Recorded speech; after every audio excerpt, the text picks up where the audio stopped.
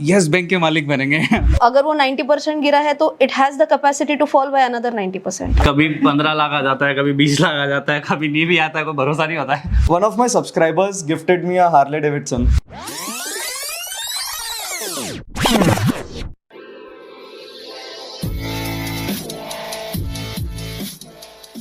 Rapid fire और सच बोलना है आपको।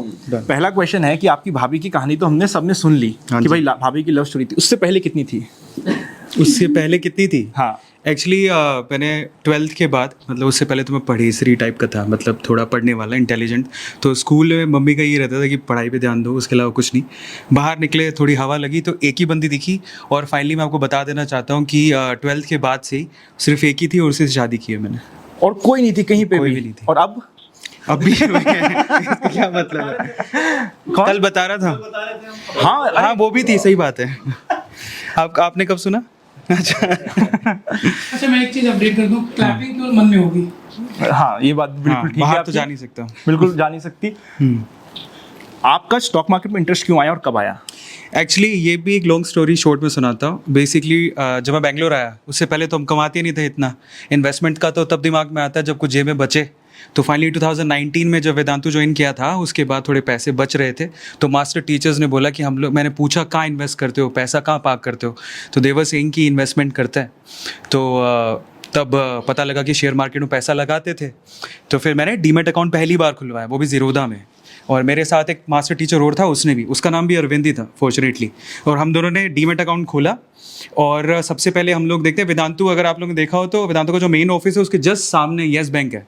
फीवर किया येस बैंक के मालिक बनेंगे, शेयर उसका खरीदेंगे। तो जो दिख रहा है, जो दिख रहा है, क्योंकि ऐसे ही सुना था हमने, ज़्यादा नॉलेज नहीं। तो उनको ऐसा लगता, हमको ऐसा लगता था कि हाँ जो दिखता है ना उसी को खरीदो, जो ऐसे ही फिलोसफी सुनी थी। तो येस बैंक में पैसा लगाया जब 80 रुपये पे ट्रेड कर रहा था, और हमने ये देखा था कि 400 से 80 रुपीज़ पे आया था। तो हमको लगा कि वापस से 400 पे गया तो 5 टाइम्स तो पैसा पक्का है। तो हमने 80 रुपये पे ट्रेड कर लिया, और बिलीव इट और नॉट, पोर्टफोलियो का ऑलमोस्ट 90% पैसा हमने येस बैंक में लगा रखा था। ठीक है। अब हुआ कुछ यूँ कि वो 80 रुपये से 70, 60, 50 रुक ही नहीं रहा है।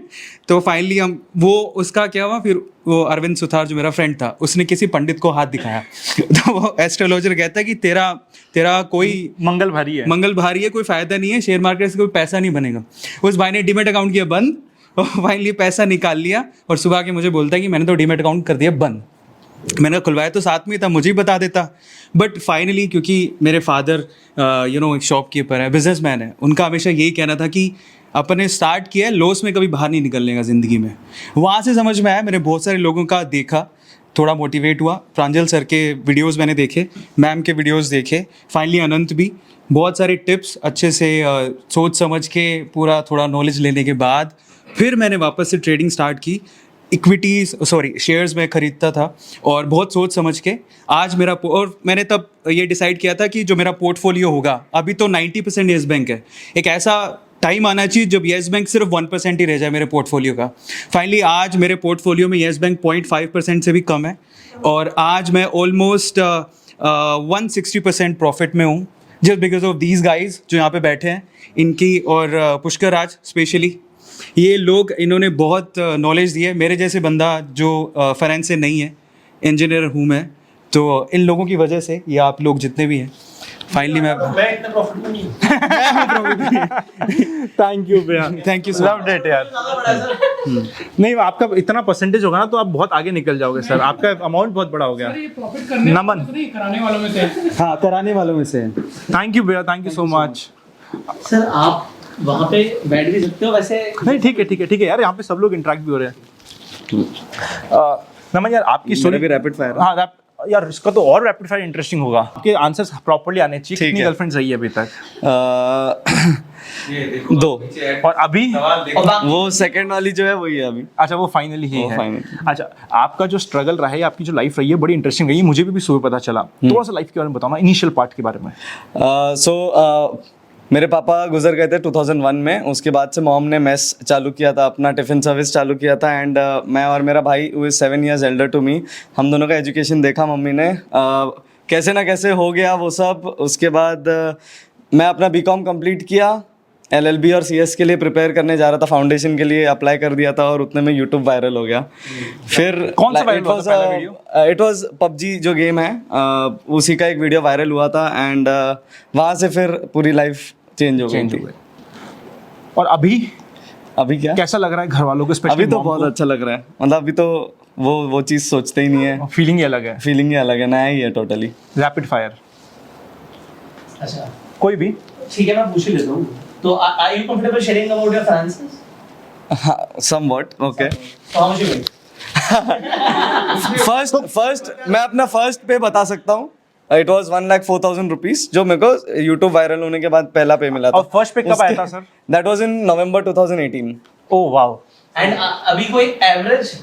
हाँ, अभी एवरेज यूट्यूब बता देगा, गूगल बता देगा। नहीं वो तो सोशल ब्लेड वाला हमें भी पता है गलत है। अब तो क्वेश्चन बिल्कुल मुद्दे का पूछा है। नहीं वो सही है, सही है वो। सोशल अच्छा प्लेट वाला है। तो इनका हायर साइड वाला है, लोअर साइड वाला है? हाँ। अपर साइड वाला, लोअर नहीं साइड? उसी के बीच में होता है ना, बीच में है, ठीक है। तो Float आप इनका होता है। देख सकते हो सोशल ब्लेड पे जो है, मैं स्क्रीनशॉट लगा दूंगा यहाँ पे, बीच का नंबर भी आपके बट सोशल प्लेट से ज्यादा गूगल बता देता। गूगल खुद बता देता है? हाँ, गूगल भी बता देता। अच्छा अच्छा ऐसा भी होता है? सर गूगल ने तो मेरी भी नेटवर्क बता रखी है, वो गलत है।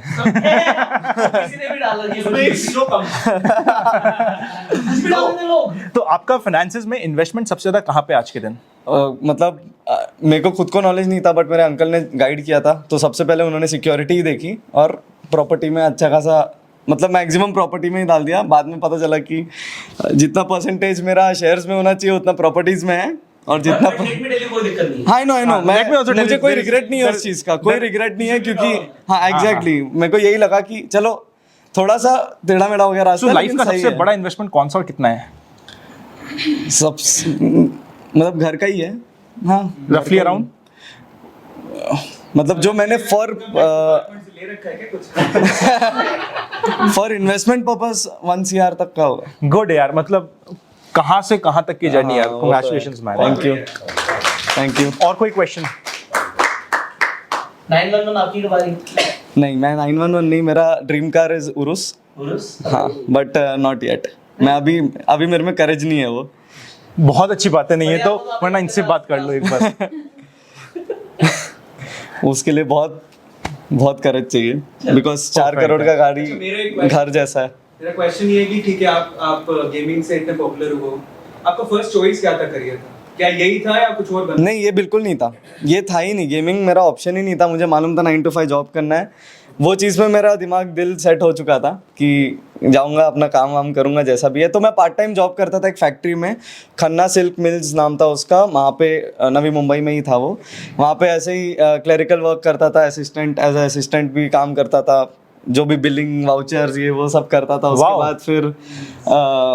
उसके बाद फिर बस फिर बीकॉम ख़त्म हुआ और मैं अपना फाउंडेशन का बुक्स आ गया था फाउंडेशन का, बट फिर अमेजिंग है। What's your age, Naman? 25 now. ये लगता नहीं है, मैंने सोचा 20 साल का होगा, है ना? जैसा लगा। पेरेंट्स की ओर से ना एक बहुत बड़ा प्रेशर आता है जब बच्चे वीडियो गेम खेलते हैं। हाँ। तो आप उसको फ्यूचर में कैसे देखते हैं? मेरे टाइम पे भी बहुत प्रेशर था, अलाउ नहीं करते थे, बट उसमें मैटर ये करता है कि तुम बाकी सारे काम में कितना डिसिप्लिन्ड हो, वो सबसे ज़्यादा मैटर करता है। लेकिन वो छोटा बच्चा है तो उसे समझ नहीं आता, तो आपको मतलब आप नहीं मैं भी डिसिप्लिन नहीं था, ये मैं अभी बोल रहा हूँ। पूछो कि यंग जो जनरेशन है उनके लिए क्या मैसेज है? यही मैसेज है कि देखो गेमिंग सबको पसंद है, बहुत सारे लोग करते हैं गेमिंग, बट उसका एक शेड्यूल होना चाहिए अपना। बाकी सारा काम जो भी है एजुकेशन एंड एटसेट्रा वो सब अपना अपनी जगह होना चाहिए। बाकी फिटनेस एंड ये फिजिकल जो है, मैं अपना एक्सपीरियंस से बता रहा हूँ, मैं 3 घंटा स्ट्रीम करता था क्योंकि उतने में मेरा हो जाता था, आंखों में स्ट्रेन, पीठ दर्द जो भी है। बट फिर मैं जब फिजिकल फिटनेस में, so I was 85 kgs, now I am 78।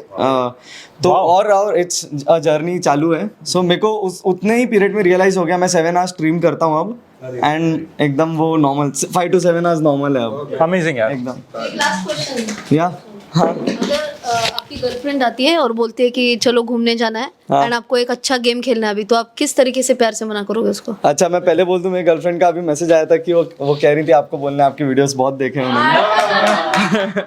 हाँ क्या आपने पूछा कि उनका, मेरे दिमाग में वही चल रहा था। एक बार वो आंसर कर देता हूँ। मैंने कहा आपकी गर्लफ्रेंड का बड़ा मन कर रहा है आपके कहीं साथ घूमने ड्राइव जाने का। के लिए, ठीक और है। आपका बड़ा मन कर रहा है गेम खेलना है आपको, हाँ तो आप किस नहीं मैं ड्राइव पे जाऊंगा, गेमिंग में ये बहुत फ्लेक्सिबिलिटी है। Okay Okay. हाँ, ये एक बहुत फ्लेक्सिबिलिटी कि मुझे अगर अपने फैमिली के साथ टाइम स्पेंड करना है मैं जा सकता हूँ. There is no Saturday Sunday, ऐसा कुछ नहीं है हमारे में. संडे इनफैक्ट सबसे बिजी होता है, but if I want to take a off तो वो चीज़ मतलब मैं सिर्फ एक अपडेट करना है मुझे सोशल मीडिया पे. अच्छा, एक लास्ट क्वेश्चन. हाँ, जो गेमिंग प्लेटफॉर्म है आपका, आप कह रहे हो कि आप ऑलमोस्ट 6 आवर्स स्पेंड करते हो. क्वेश्चन मेरा ये है कि उसके एडवांटेज और एक डिसएडवांटेज किस चीज़ का? ये गेमिंग देखो, डिसएडवांटेज वो नज़रिया है, उस पर डिपेंड करता है कि डिसएडवांटेज कुछ होगा या नहीं होगा. अगर आप मुझे 2 डिसएडवांटेज बता दो तो मैं उस चीज़ को बताऊंगा कि मेरे लिए क्यों शायद वो नहीं है. हाँ, वो है ही नहीं, या फिर एडवांटेज हो मेरे लिए. एडवांटेज ये है कि कनेक्शन आप लोग से मिला, ये सबसे बड़ा बात तो यही है एडवांटेज. एंड आज यहाँ आया, ये बहुत बड़ा एडवांटेज है मेरे लिए. मेरा पर्पस जब इन्होंने मुझे कहा था कि तुम्हें आना है एंड इनवाइट कर रहा हूँ, मेरा सिर्फ एक था कि मैं जिस गेमिंग फैसिलिटी में रहता हूँ वहाँ पे 20 लोग का शक्ल रोज़ देखता हूँ और मैं नए लोगों से मिलना भी चाहता हूँ, वो मेरी इच्छा है. तो मैंने one of my subscribers gifted me a Harley Davidson.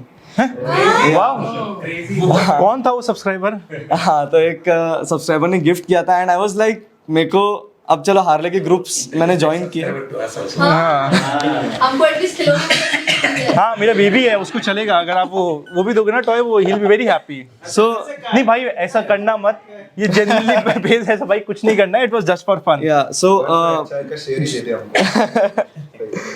तो हार्ले डेविडसन के ग्रुप्स मैंने बहुत सारे ज्वाइन किए जब, एंड मैं उनके राइड्स पे गया तो मुझे वहाँ वो चीज़ रियलाइज़ हुआ कि मतलब दिस इज़ अ डिसएडवांटेज. मैं कह रहा हूँ कि बहुत टाइम तक आप सेम लोगों के साथ रहोगे तो वो थोड़ा लगता है कि नए शक्ल देखने, नए लोगों से मिलना है.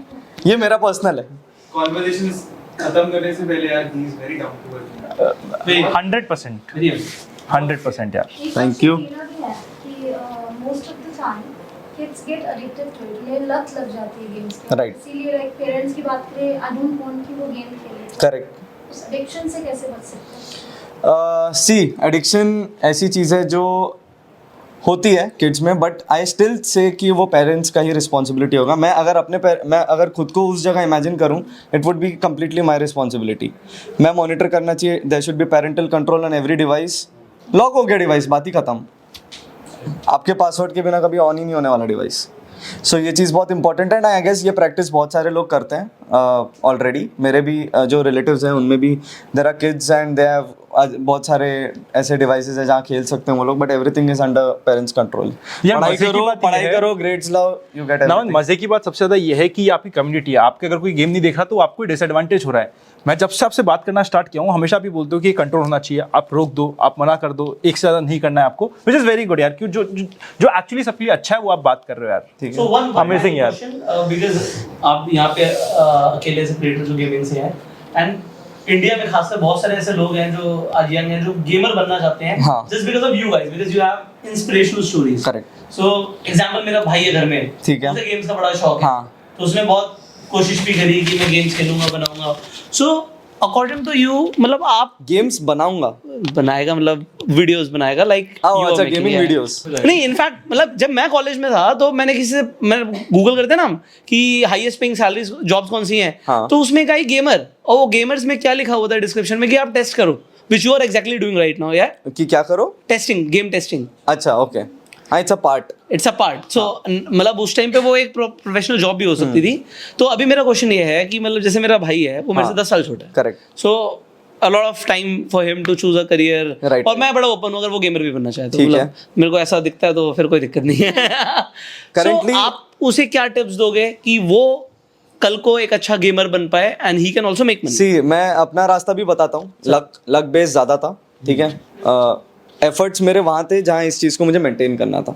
It started by luck but I had to maintain it by hard work. ये चीज़ था. But for anyone new I would like to say कि देखिए, गेम खेलना वाला जो पार्ट है उसमें सिक्योरिटी कंपैरेटिवली कम है जितना गेम डेवलपमेंट में घुस के करने की. वो तुम पढ़ाई करके घुस जाओ और गेम डेवलप करो, दैट्स अ डिफरेंट थिंग. उसमें तो सिक्योरिटी है ही है.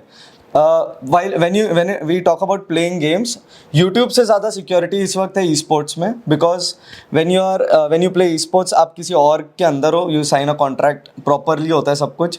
And it's just like any other sport कि आपके परफॉर्मेंस पे डिपेंड करेगा, आपके डिसिप्लिन सिंसेरिटी पे डिपेंड करेगा आपका वहाँ पे कितना टाइम है उस पर्टिकुलर ऑर्गेनाइजेशन में.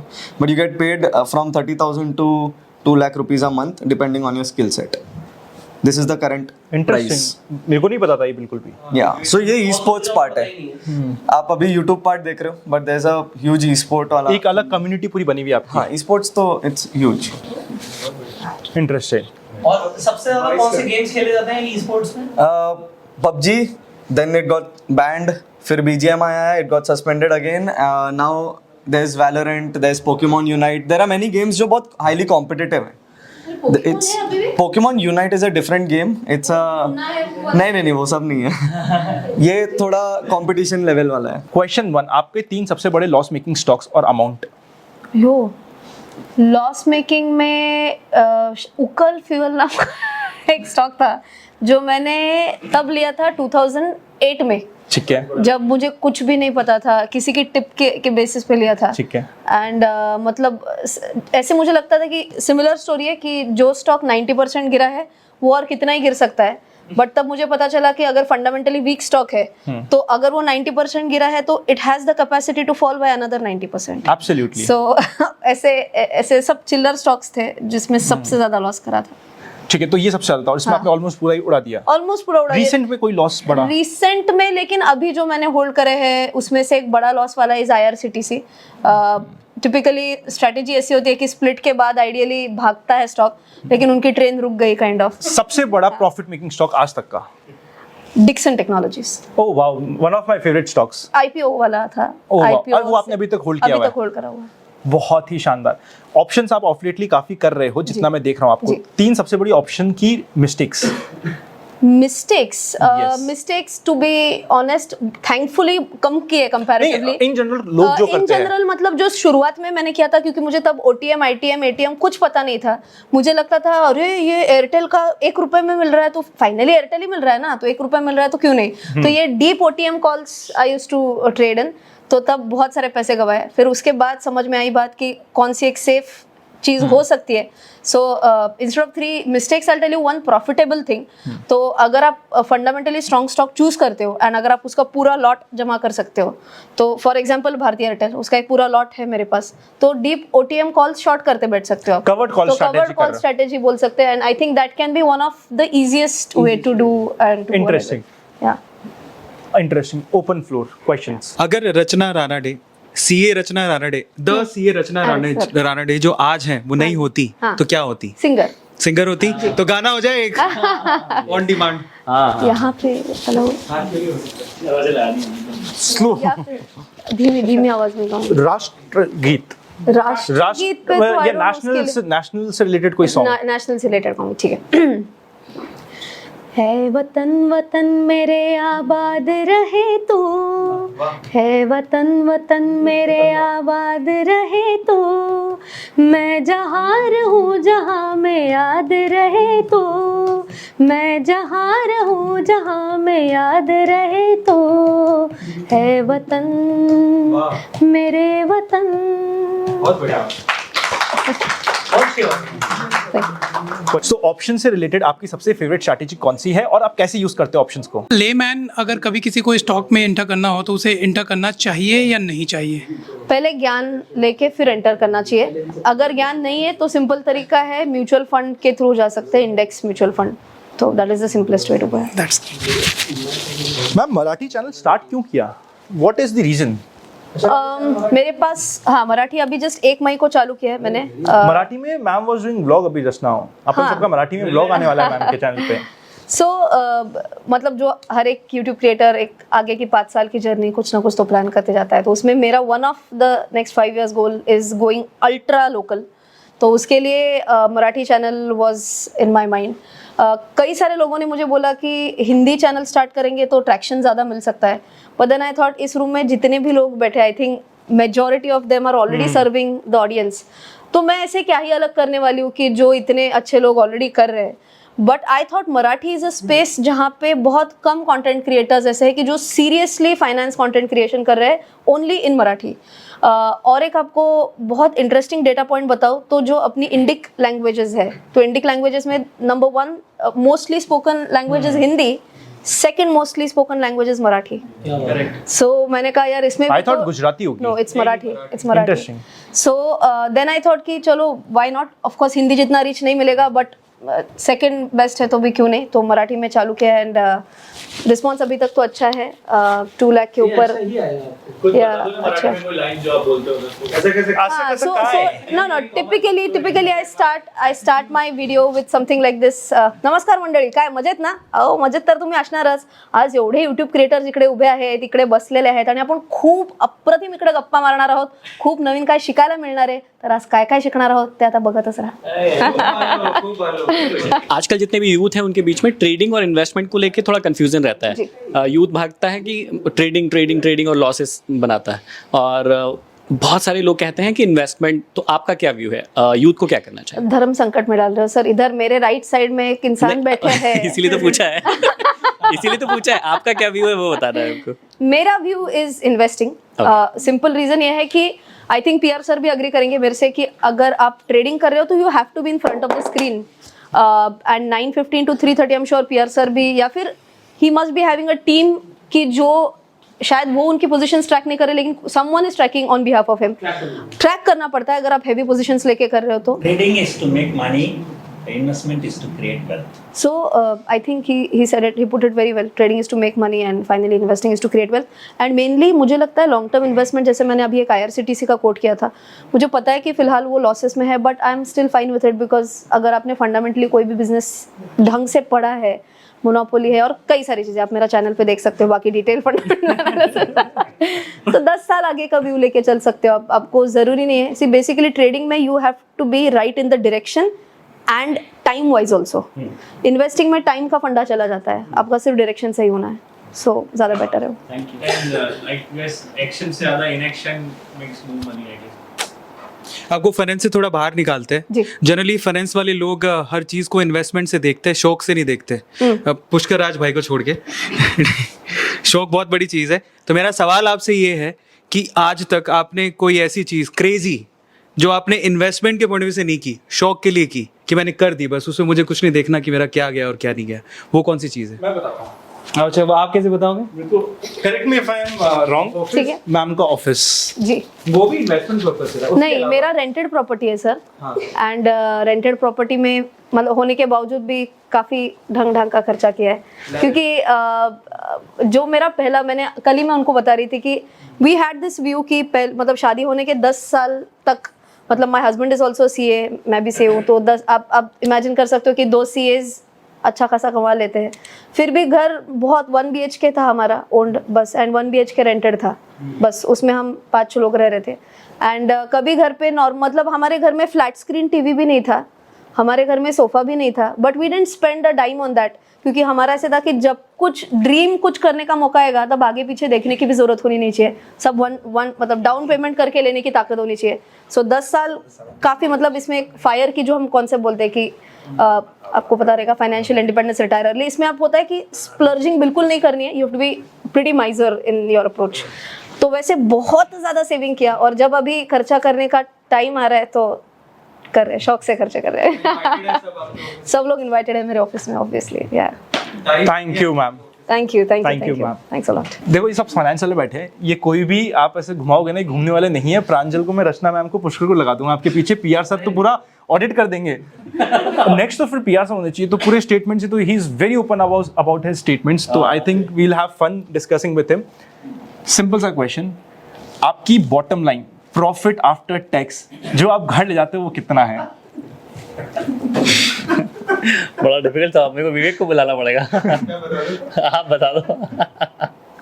सो मेजरली अभी हमारे 150 के आसपास के आउटलेट ऑलरेडी है, और 60 से 65 आउटलेट ऑलरेडी अंडर कंस्ट्रक्शन है, जो अगले 1 महीने 1.5 महीने में ओपन हो गया. और हमारे पास 1 लाख फ्रेंचाइज इंक्वायरी ऑलरेडी है, जिसमें हमारे 15 सेल्समैन काम कर रहे हैं. तो हमारा टारगेट है कि we will be touching in next 2 year 500 outlets across India. और कतर वर्ल्ड कप में भी MBA चावला का आउटलेट खुलने जा रहा है, नेपाल में जा रहा है और दुबई में जा रहा है. मैं रहा हूँ कि टर्नओवर के बाद में तो 30 करोड़ प्लस का भी हमारा रेवेन्यू है MBA चावला के अंदर.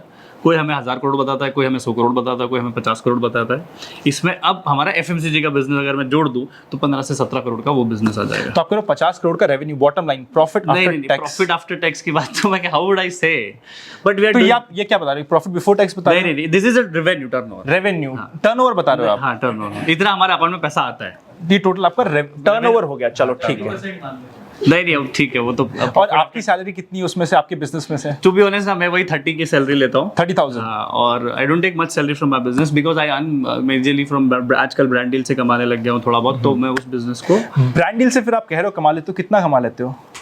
यार कभी 15 लाख आ जाता है, कभी 20 लाख आ जाता है, कभी नहीं भी आता है, कोई भरोसा नहीं होता है। अमेजिंग। चलो अब थोड़े इंटरेस्टिंग क्वेश्चन पे भी चलते हैं, इससे हटके भी। आपने MBA चाय सब बेचे थे, आपने ब्रांड बनाया, तो वो ब्रांड बनाने में आपका थॉट प्रोसेस क्या था पीछे?